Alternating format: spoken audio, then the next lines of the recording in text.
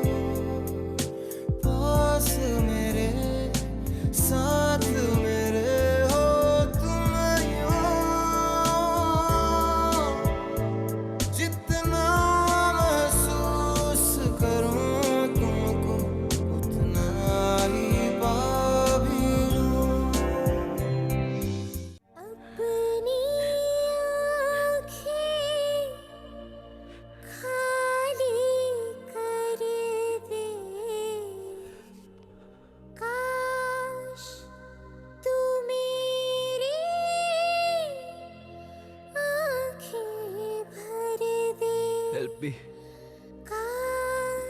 Please help me.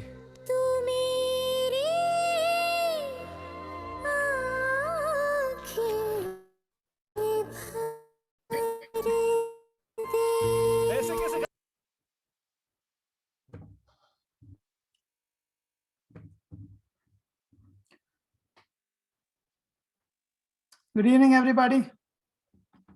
Can you guys hear me? And somebody just in the chat window, you can hear me okay?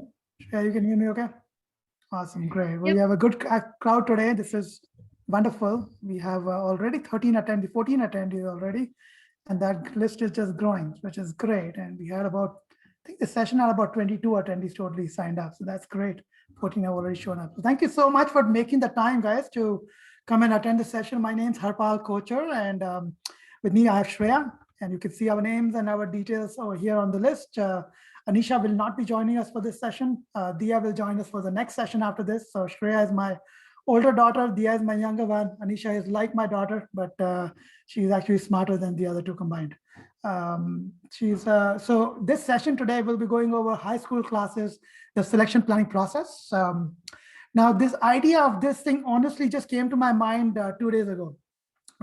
I've been doing college admissions and counseling for some time, but I did not realize this is so important an element of it, because frankly, in the past, kids have only come to me for essays and extracurricular planning and stuff. So when I was talking to this kid a couple of days back and his dad, they were going into 9th grade from 8th grade and really nervous about what selection to do.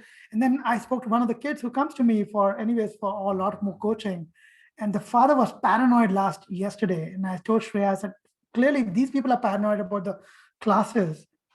Others are too. And seemed like because SATs become optional, SAT is blind this year, the onus has become, there's a whole mad rush of people wanting to do APs and go crazy for their grades, trying to push their kids through on the hills. It's just a crazy time. So we wanted to do this session so people don't go crazy and, still we realize what's happening, and still the world still works with lesser APs and, more sane schedules. Okay. This is the agenda, what we'll be going over today. Good thing we got about 17 people already. Wow. Okay. Guys, we'll go over what's important about grades in your, we'll go over a grade strategy, how you don't have to kill yourself every year for a grades to be really good or to be looking impressive to colleges. We'll talk about what your guidance counselor interactions need to be, how they play into this whole process. Sometimes people don't associate guidance counselors with a lot of the grades and helping, but they actually have a very important role in our application. So make sure you are, listen to this part. And then we'll go over a few student plans for 4 years. We'll go over Shreya, Dia, and Anisha's plans for 4 years. Of course, Shreya and Anisha for mistakes they made, and Dia of mistakes she will make on her own, which she's not repeating the mistakes of Shreya, but she's causing her own set of mistakes. But that's that. Grade specific options will go into specific options for incoming juniors this year. So, welcome. This is going to be a fun session. And what I can do is very soon I will actually open this up. Just raise your hand. We can allow you to talk. If you have a questions, or you can just send the questions in the panel discussion. Shreya will be moderating the panel. She won't be here for too long, but while she is here, she'll answer a lot of the questions as well. Okay. So some of you have attended my sessions before, and this has become like a kind of an old slide now, but it's the age-old thing of the six dimensions of your college application still hold true. In fact, with test scores becoming optional, the 5 dimensions have become even more important. And doesn't mean because they're important means you go crazy over them. It means they have become more strategic, because what's happening is the top 10% of the schools in the country are schools which are literally under 30-40 schools are getting the majority of the applications. So they are increasing the number of applications they're getting. And of course, now with SAT becoming optional, you'll see this year as well, when they declare how many more applications they got. It's a perfect storm where you have more applications, but the one thing that they were using to screen people out, which was the SAT, ACT score, is no longer going to be viable. So you have a situation where they have to think very smartly. They can't add the number of people to the admissions process. So you just need to work strategic on this whole thing. Okay, GPA still counts for 50% of your application. When I say GPA, it means your courses, your APs, everything together.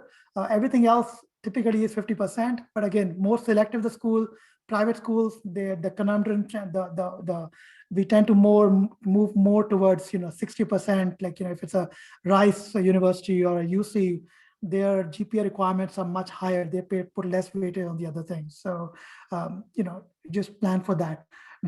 So interesting thing is, if you've got your GPA and your test scores in order, even though SAT is optional, for next year, most of you will end up taking it because it will give you an edge. So please don't make the mistake of not taking the SAT, ACTs because it's optional. It will give you an edge. Even though, both of these get important, if you don't do these things meaningfully, if you don't do your GPAs meaningfully in terms of planning for your courses, what you're taking, the way it's going to show is, like, we've already done one session with you all on extracurriculars a couple of weeks ago. So we will share, if you just, and if you open this slide in your own browser, in the show notes for this slide, there is the YouTube video link is there. If you can just find it and send it to the chat to everybody. But that's for the extracurriculars. But if you don't do a good job of your GPAs or extracurricular or the test scores, which means you just do it as a robot, the other 3 things suffer a lot. Your demonstrated interest doesn't really show in the schools or in the major. The college essays they're mostly about, I did this thing and, I broke my leg, or I stood up for bullying, or I did something in one club.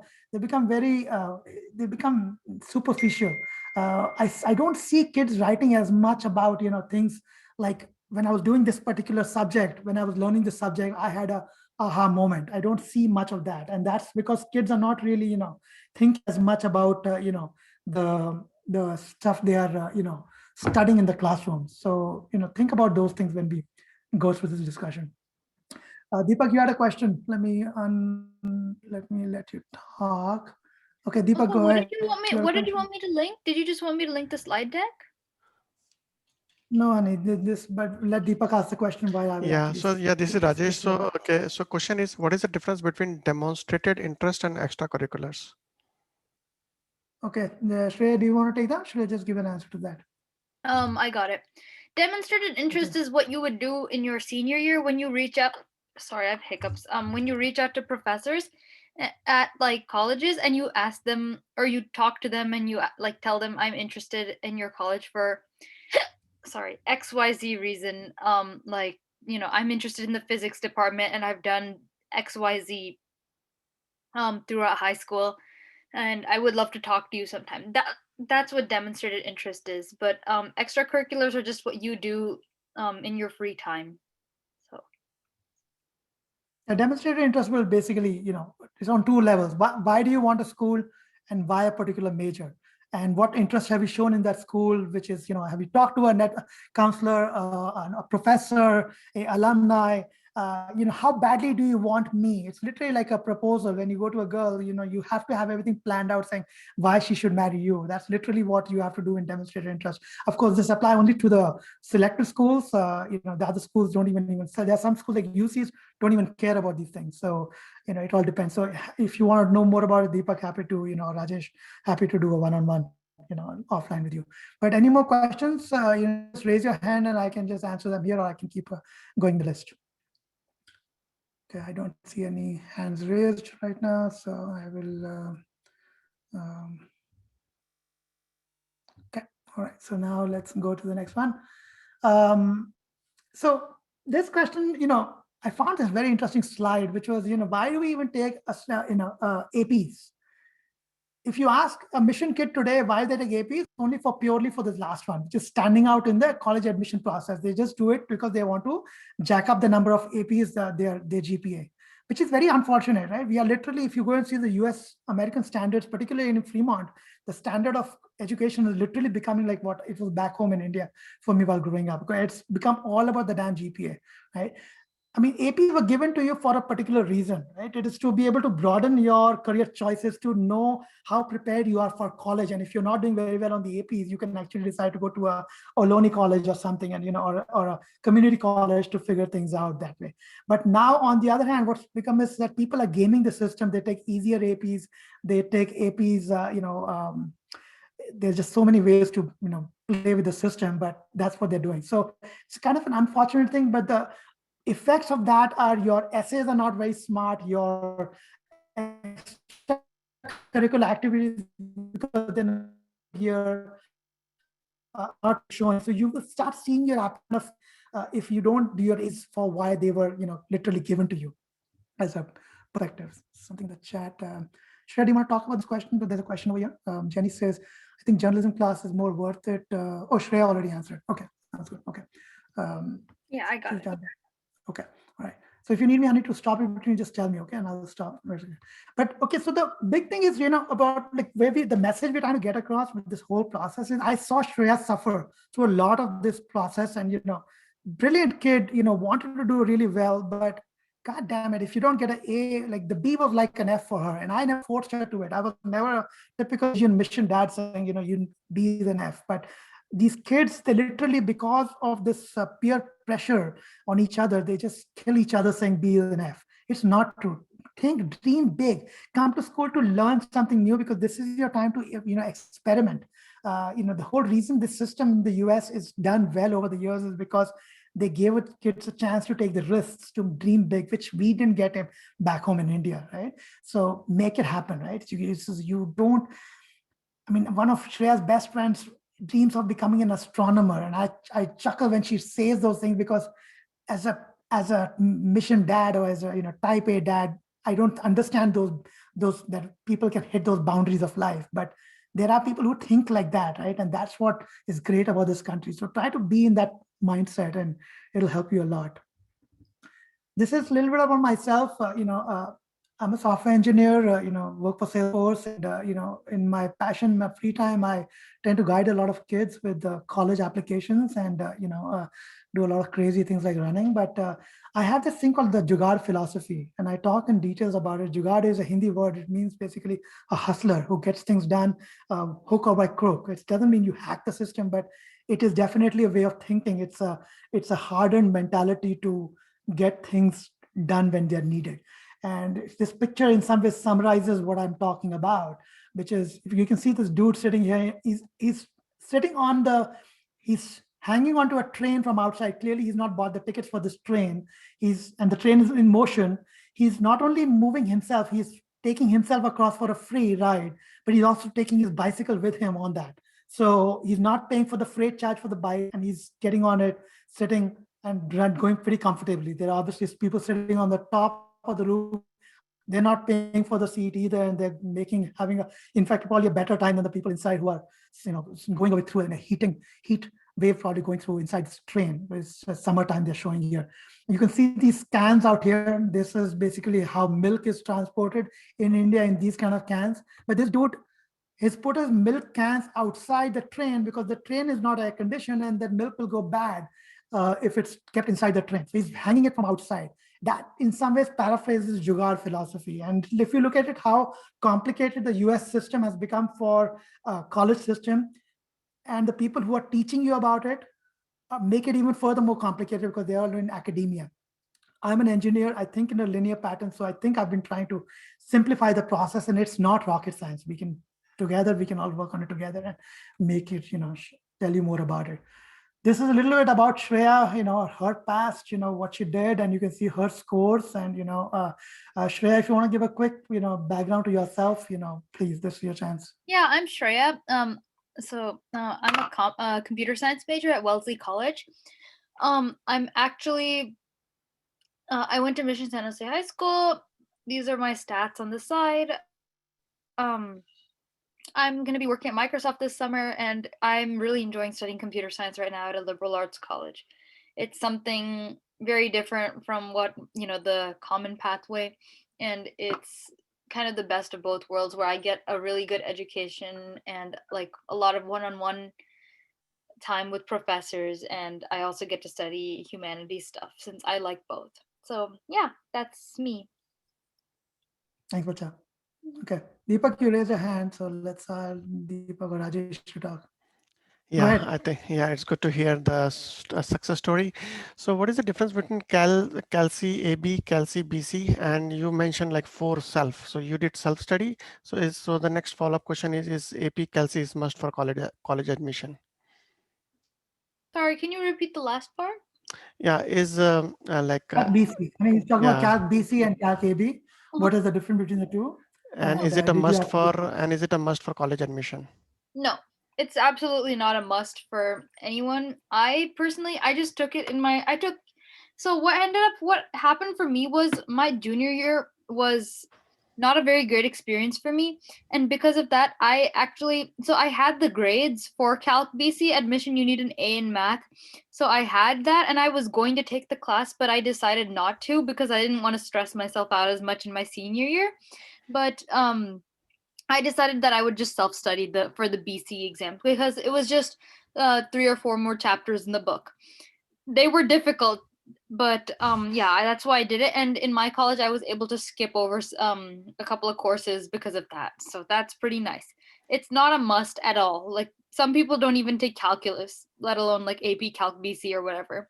Okay. But so you did it in like 11th grade or like a 12th senior? 12th, because when I was at Mission, they didn't offer the accelerated. Are you a Mission student? Or? Yeah. Yeah. They didn't offer the geometry / algebra 2 and the algebra 2 / Yeah. Yeah, we had honors geometry, honors algebra 2 trig, and then honors pre-calculus. So like I took honors pre-calc my junior year, and then AP Calc senior year. Okay. Yeah. Great. Anybody else have any questions? I don't see him raise hand, so we'll keep going. Okay.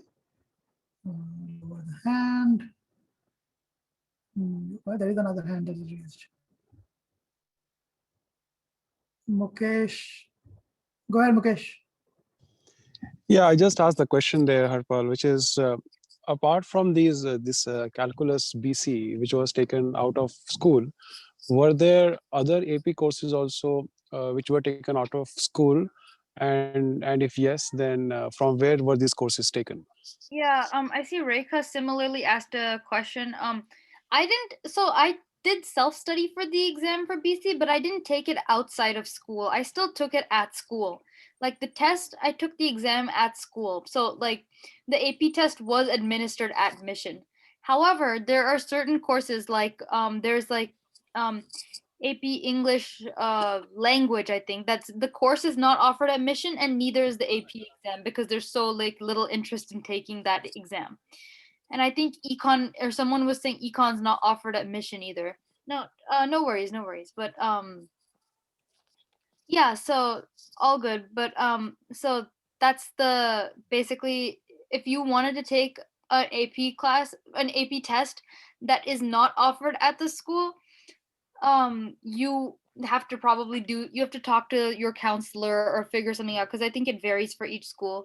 But there's 3 different ways you can take AP exams. One is you take the course at Mission or at whatever school, and then you take the AP exam at Mission. The second, sorry, I'm saying Mission, but what I mean is like whatever school anyone's going to. So first way is take the course plus take the test at your school. Second one is just self-study for the test and take it at your school if they offer it, the exam. And the third one is don't take the course, don't take the test at your school, but take it at another school if they offer it at another location instead. And yeah, I took the Calc AB course at Mission. So Thank you. Okay, all right, let's keep going. I'm gonna head Any out, first- but it was really nice meeting all of you. Annie, can you at some point can you come back? 'Cause I think I have a feeling they're gonna have a lot more questions. So Yeah, of maybe course. towards the end, if I you can don't come mind. back a little later. Yeah, no problem. So come back around in the last 10, 15 minutes because we'll go over a lot of questions at that time. Okay, That's good. right. That's good. Okay, so she will come back. Good thing is I was able to convince her on this call. She would have been yelling at me, but because we just went through one session with the earlier one with the incoming seniors, we just finished that, and that was also a recorded session, so we can provide that to you all as well. So this is just a plug. What we do is Shreya and myself, we do college admissions as a service. We provide these 6 particular areas of service provided for students, who come and work with us around persuasive writing, which is very different from literary and academic writing. I noticed this as a problem even in Shreya's writing. So we actually have workshops around this. We do college lists for you, essay brainstorming, the entire whole process of going through a brainstorming process to learn your stories, to put them in an order, to actually figure out which of these stories would actually work versus not. The whole idea is brainstorming is super critical, and persuasive writing is super critical if you want to write quality essays. And that is something which is woefully inadequately taught in schools. Having a whole college plan about the majors, the particular guide, student financial aid, the entire process of scholarships, internships, we go over all of those things as well.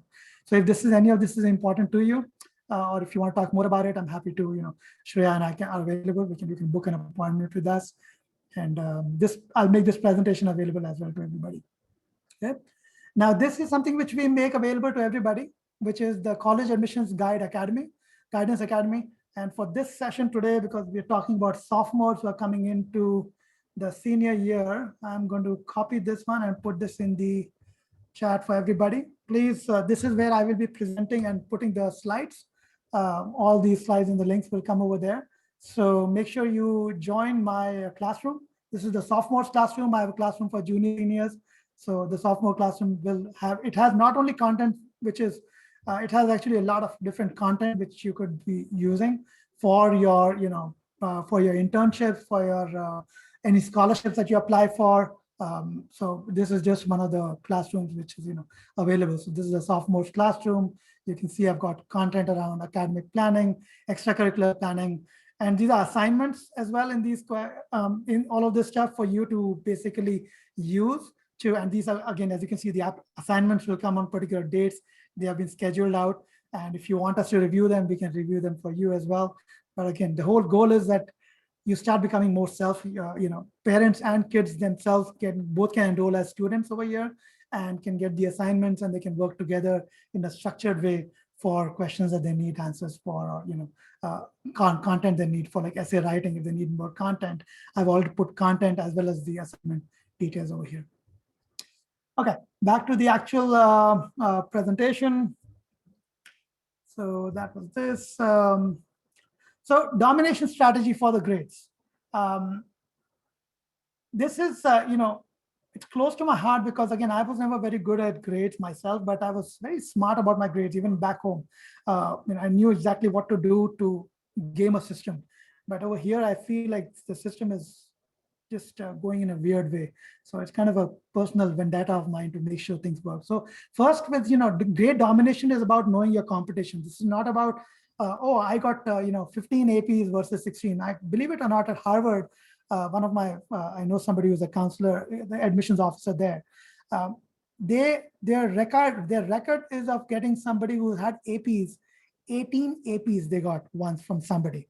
The more the APs you have doesn't really change your GPA a whole lot. All it tells the people is you're very good at cramming subjects. And that can actually go against you unless you're applying to med school or something. So be very careful about that and know who your competition is, and plan to do something different from them. You don't have to do more than them. You have to do something which is different from them, because both of you are doing a lot of more anyways. So look at that, then look at the gospel of grades. We'll talk about that in the progression we expect people to do when you look at your performance across different grades. This is your typical stereotypical profile of your peers, right? This is who you are typically competing with in your classroom. And some of you probably saw this slide for my extracurriculars section when I talked 2-3 weeks ago. Kind of something similar holds even over here. It's not just about getting impressive GPAs. It's not about just a kitchen sink of APs. Try to get APs which show you a little differently, which you can talk about your grades in your essays, in your extracurriculars. They need to be connected somehow, because if you don't connect the dots, it'll look like a kitchen sink, and that's when things start looking like an average immigrant kid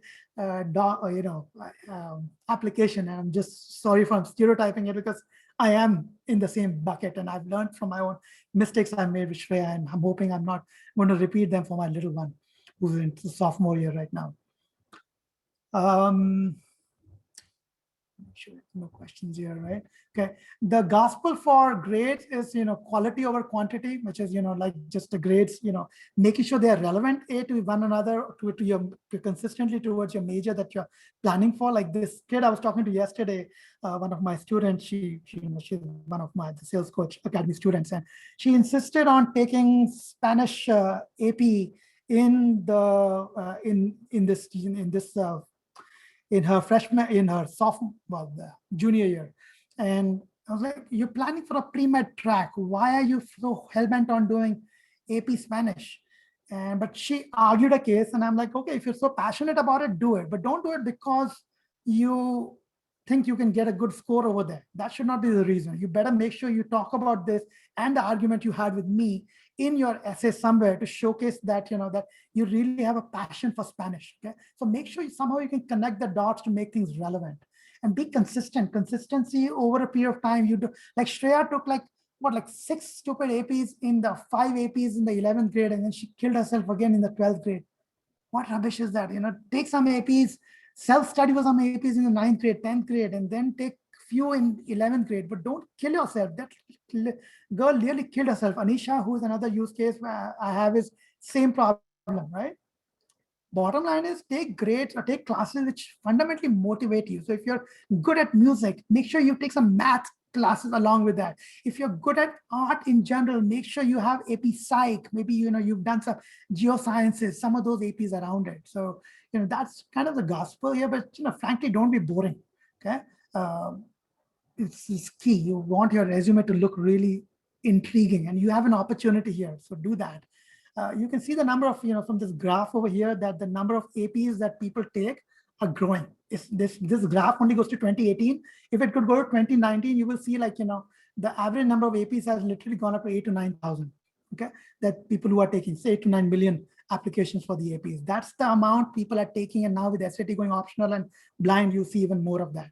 Which means the opportunity for you is not to take more of them, but to take them more smartly. Think in your mind, is it more is better or a harder AP? If you get a lower grade in a harder AP versus a higher grade in a AP or a subject that you could easily make it.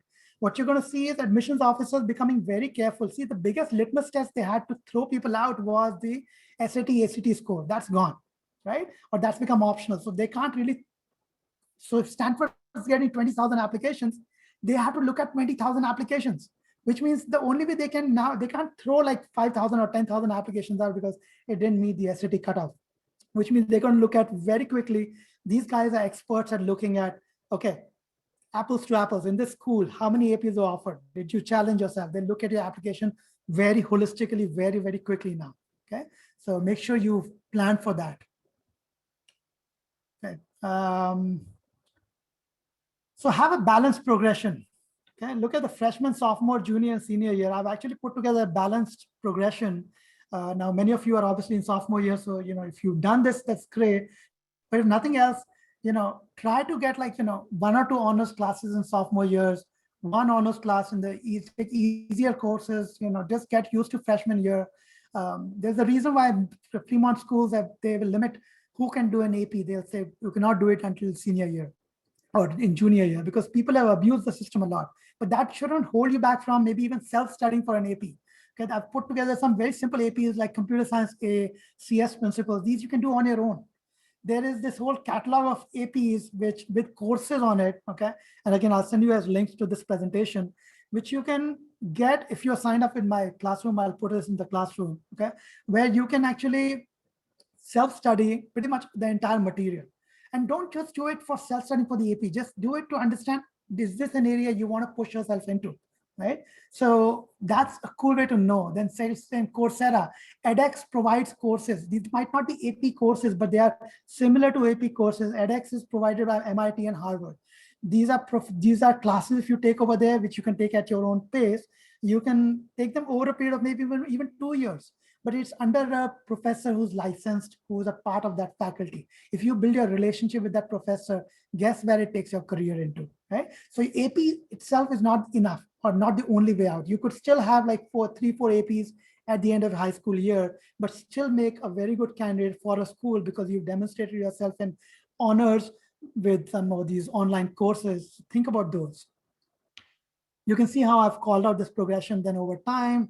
Then we got 3 APs maximum in junior year. Please be careful about this. I have seen my daughter literally go crazy. I mean, there were days I would see her crying, not sobbing. Like just yesterday, one of the kids I was working with, I literally had to fight with her when I said, you cannot take any more than 3 classes. And she was hell-bent on taking 5 APs. And I said, nope, there is no way. If I'm a counselor, I will let you take something like this, because you just feel for these kids. They're not realizing what they're getting themselves into. So if there's one thing, please take away from here, just one thing: limit the number of APs you take in your junior year. Don't go crazy. Your marks in your junior year matter. You are better off in a situation where you have somebody saying, yeah, game the system, got straight A's in subjects over here, versus getting a C in an AP or even getting a B minus. You don't want to do that. That shows immaturity of the kid, and that goes against you in your application. Okay, this is the time to push yourself the hardest. In senior year, you do not push yourself the hardest because that part is time. That time is gone. For you, you will push yourself this year. So get enough sleep, push yourself, because in 12th grade, you will need that time in the beginning of the year to do your applications. Your summer is going to be gone into doing an internship. And then a very important thing is most people on this call will only qualify for merit scholarships. You will not qualify for financial aid. The strata of people we are dealing with is very, very blessed. So keep time and stamina for yourself to apply for merit scholarships. Shreya did not apply either. She was pooped out by the time she finished her work. Now for my kids who work with me, I insist they apply for merit scholarships even in the 11th grade. Okay, so work towards those things. Don't see any questions so far. Okay, all right. And then again, 2 APs in the senior year. So one of the things I was calling out over here is having a strong bond with 2 to 3 teachers, targeting those 2 to 3 teachers who you want them to write your essays. So you make sure, or your recommendations. So you make sure you make a good bond with those 2 or 3 teachers from the past. And Amazon cards work like a charm. Okay, make sure you gift people a lot. That's very important. And your guidance counselor, the one letter that goes, which most people don't know about. I learned this because I went to Stanford, took a class under a dean of admissions over there, which was the one mandatory letter that goes to when you are allowed. Actually, you will get that brag sheet to fill out from your counselors later this year in junior year. That is given to your guidance counselor. The guidance counselor puts his paperwork, his recommendation based on what you write in your brag sheet. If you don't have a relationship built with your guidance counselor over a period of time, which is asking him not only questions about which subject should I take, but which college should I apply for. I actually have a whole section in one of the courses in the free sessions that we do, the classrooms, where we show you how you can work a relationship with a counselor. That is very, very critical part of your application. That literally separates the public schools from the private schools because they have more counselor to student ratios than what public schools have. Okay.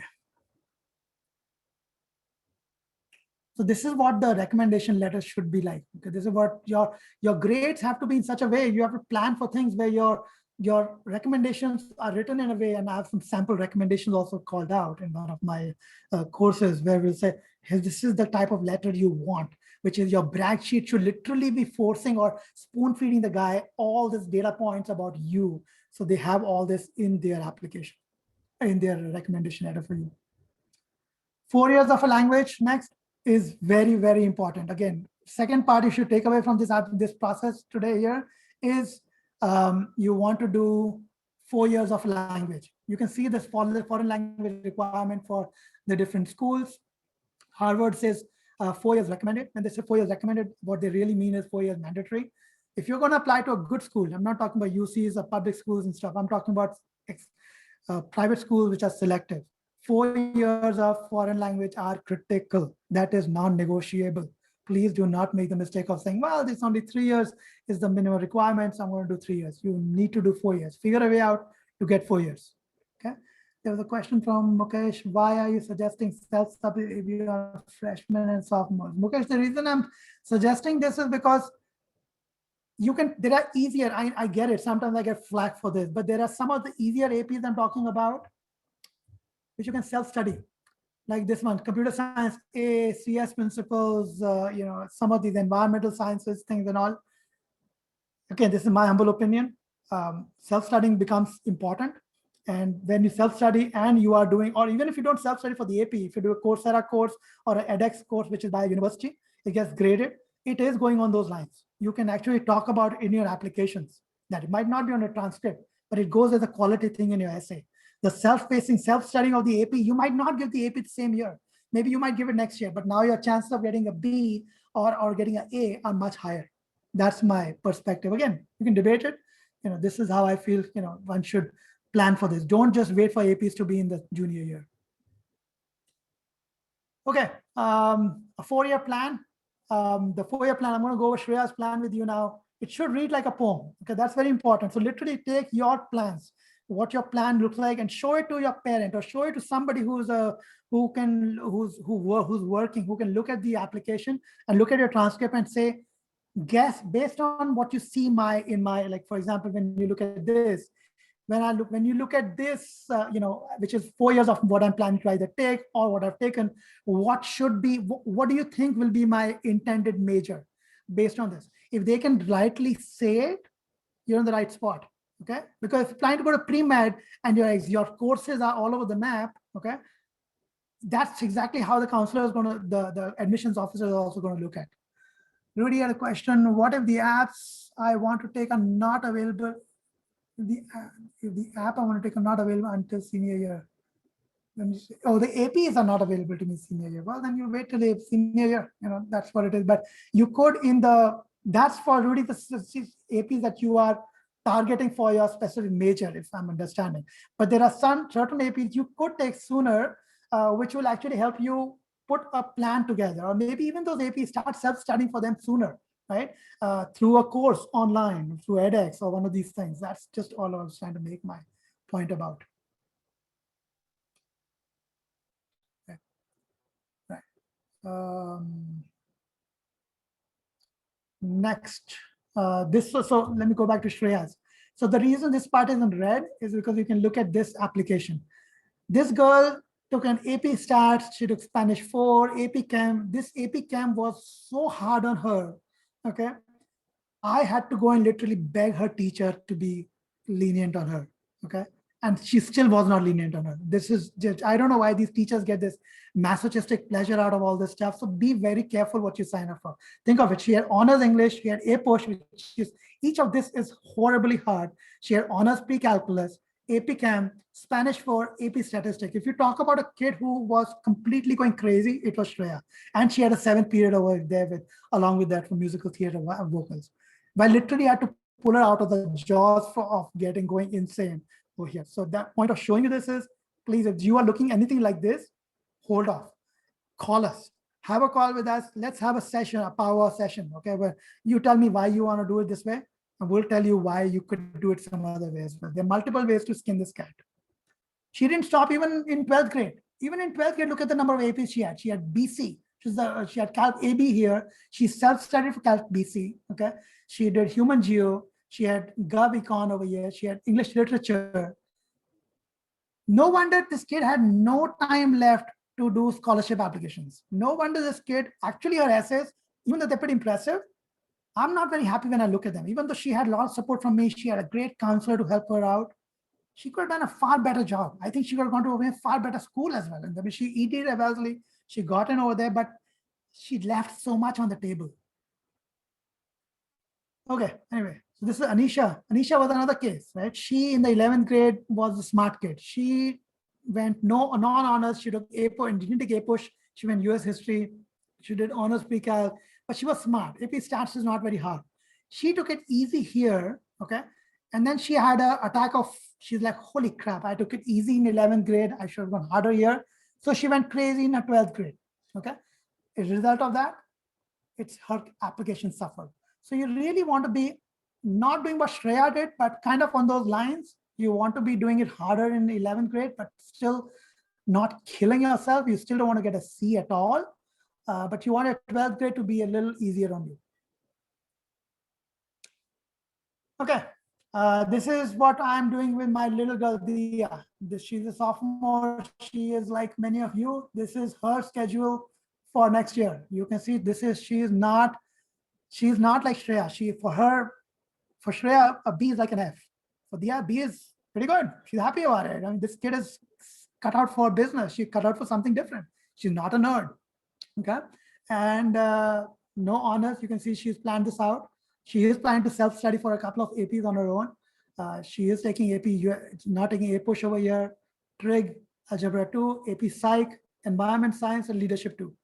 This is what she planned. Not a very hard system over here, but then I'm going to obviously make sure she does a bunch of self-studies for a bunch of APs along with this. Okay, so she doesn't really get a free pass, but she did finish a French 4 in 10th grade right here. She is not taking any AP French 4 over here. She could have done AP French, but what's the point? What's that really buying you? She wants to go and become a lawyer.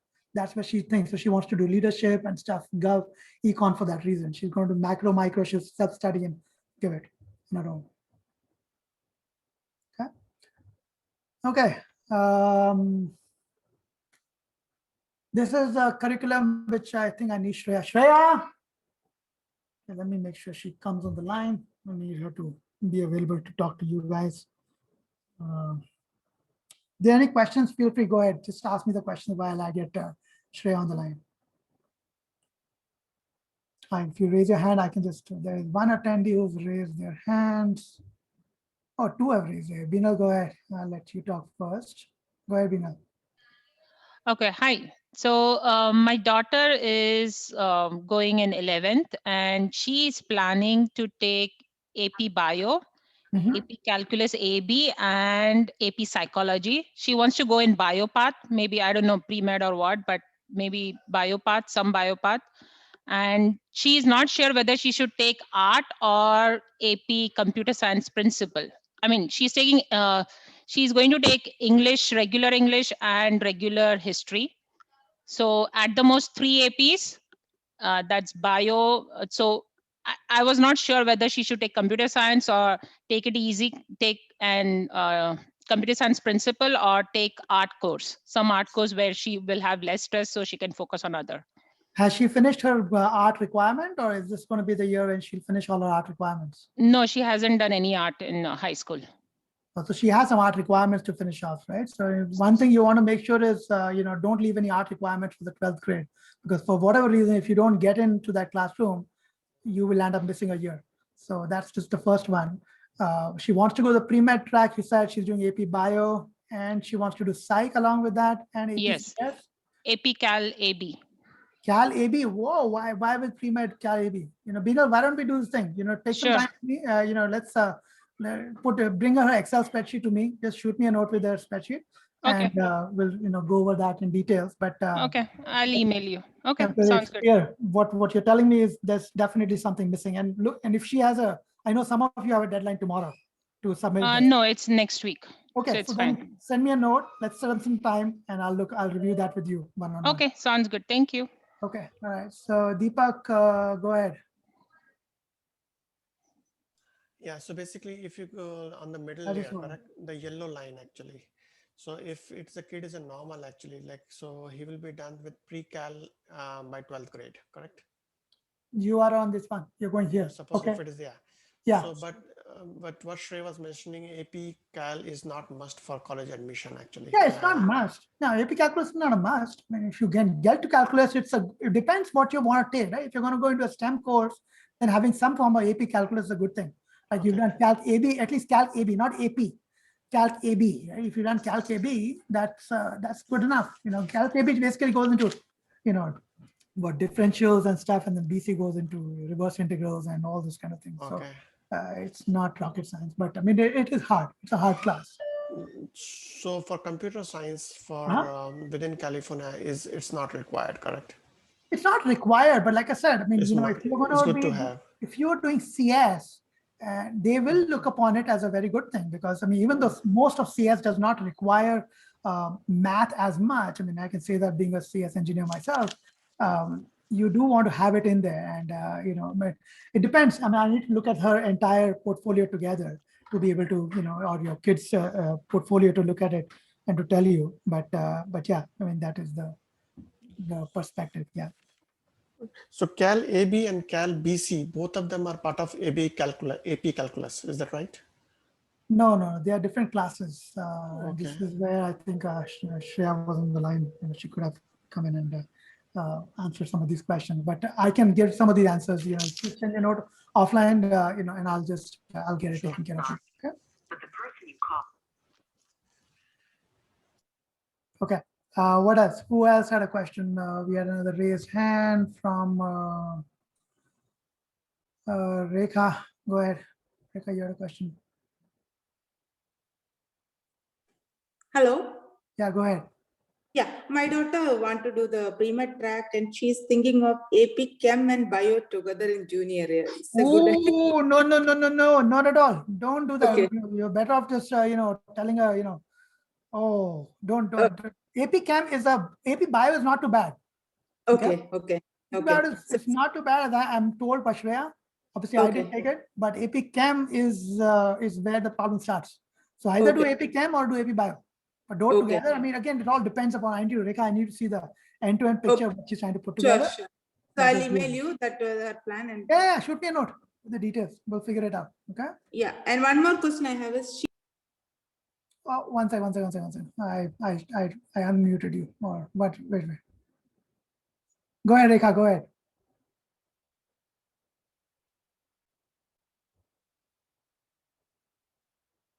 Unmute.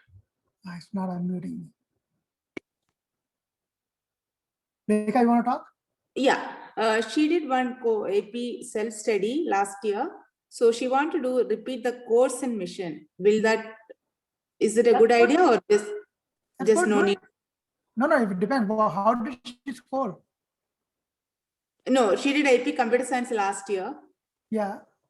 And she was saying she wants to complete, do the course and like take for that class in mission in the junior year. Is it a good idea or just leave? No need. How is it going to help her? I mean, if she takes a class, I mean, she could. I mean, No point. Show, yeah, I mean, there is a point, but not really. I mean, it depends which major she wants to go into. She might actually benefit from doing a CS class, because, you know, a CS is not something which you learn in, you know, it takes 9 months to get a baby out. Same way you need you can't learn CS in one day. So just because you did AP CS, so it could help you, but you know, call me. Let's look at her application and her profile. Sure. We'll talk. Thank you. Okay. All right. Deepak, go ahead. I think I already took that call, correct? So So. Okay, so I'll mute you. Okay, Mukesh. Mukesh, go ahead. Yeah, so you had mentioned that it is recommended to take a 4-year of foreign language in your high school. Do you mean that the 4-year of foreign language should be done inside the school, or you can do like 3 years inside the school and 1 year from outside? Yeah, that's fine. I mean, it's like Shreya had actually done her first one at middle school. She's like, my Dia had taken 2 of her classes in middle school.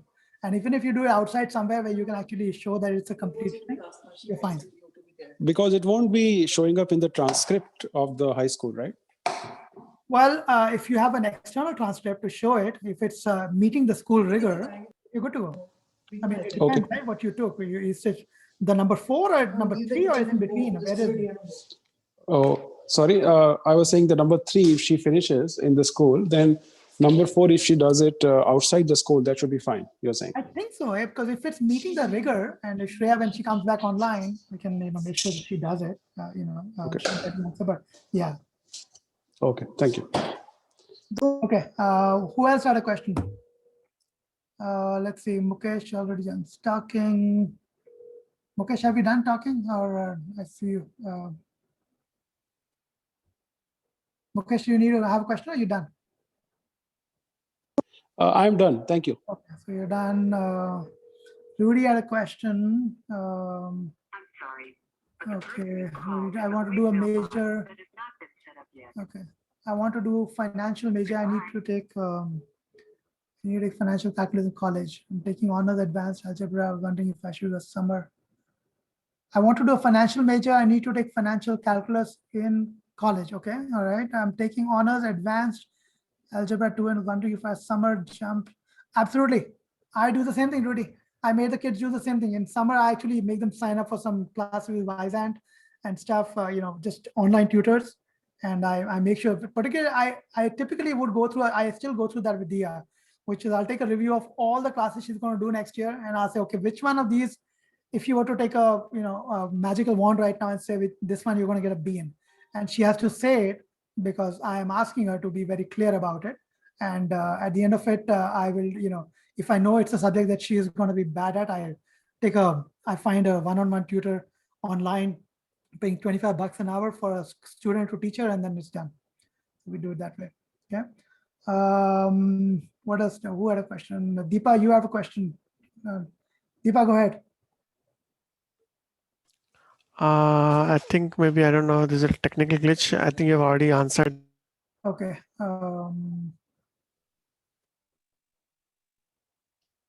Okay, so we're pretty much done with these questions right now. Beenal, are you done already? No, actually, I have one more question. So I think I heard from another parent that you have recommended 4 years of foreign language. I thought only 3 years is required. Why is 4 years required? It's required, you're right. No, you're right. It's not required, but for, like I said, when I showed you the chart, where was that chart gone? This one. See, look at when you apply to even to like Google and all for a job, they they will say, right, they'll say MBA recommended or something. Okay. And if you ask the recruiter, in reality, it is not recommended. It means yes, that is needed. So Harvard is being fairly blatant about saying we recommend 4 years of foreign language, but the reality is what they want is they're absolutely clear. This is where they start filtering people out. Oh, I see. Got it. I see. Fourth year is usually about literature. It's about art. It's about going depth, right? It's harder. Okay, what are they trying to figure out? They're not trying to game the system. They're saying, okay, is this person really ready for college rigor? Because the 4th year of language is where the rubber meets the road. So you want to make sure you get it. Absolutely. Like Shreya's counselor, I remember that time I was not into counseling myself, and it was like, she was adamant. She was like, Shreya was like, she didn't want to do Spanish 4. She was like, nope, if you're going to work with me, you have to do Spanish 4. Okay, I see. Thank you. For that, so one question is, go ahead. With 4-year language, French 4 and all, they can skip in college for that language requirement? Say what?